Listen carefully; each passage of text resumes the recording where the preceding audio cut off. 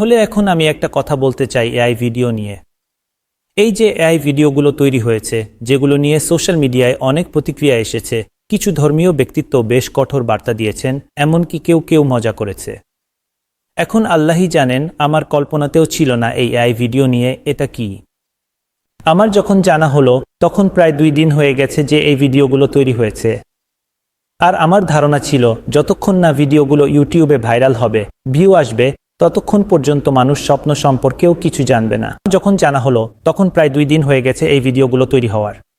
আমার ধারণা ছিল ভিডিওগুলো ইউটিউবে ভাইরাল না হলে মানুষ স্বপ্নগুলো জানবে না। কিন্তু তৈরি হওয়ার পর এগুলো টিকটক ও ইউটিউবে ছড়িয়ে পড়ে, টিকটকে বেশি ভিউ আসে। আমার জানা সময় প্রায় 3 দিন কেটে গেছে।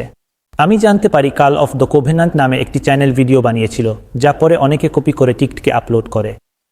এতে ভিডিওগুলোতে অনেক ভিউ আসে এবং বিশ্বাসটি দ্রুত ছড়িয়ে পড়ে।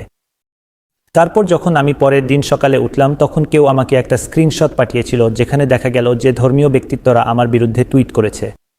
আল্লাহ জানেন, আমি এসব ভিডিওর ব্যাপারে একদমই জানতাম না।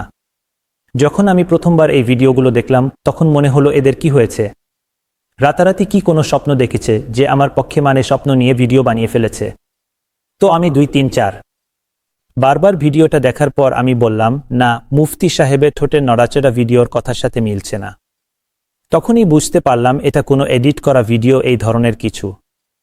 পরে জানতে পারলাম এটা এআই দিয়ে বানানো ভিডিও। এতে আমার কোনো সম্পৃক্ততা ছিল না, এমনকি এই ব্যাপারে আমার কোনো ধারণাই ছিল না।